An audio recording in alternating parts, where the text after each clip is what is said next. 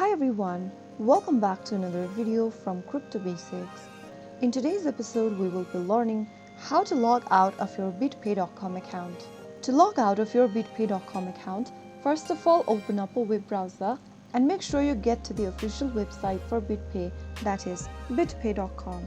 Type it down in the URL box at the top and search. If you're already logged into your BitPay account, you will end up in the main homepage. After you end up in the main homepage for BitPay, go ahead and find your username or your email address at the top right corner, which is this little drop down over here. Simply click on it and then in the pop-up click on the sign out button. But before signing out of your account, make sure you remember your credentials so that you can get back to your account again. If you're sure you have your credentials, click on the sign out button, which will then take you to the main login page for BitPay. And that way you have been signed out of your BitPay account in just a couple of steps.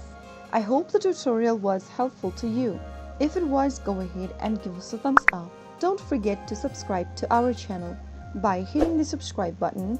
Press on the bell icon so that you'll never miss another upcoming upload from us. I will be back again in the next video.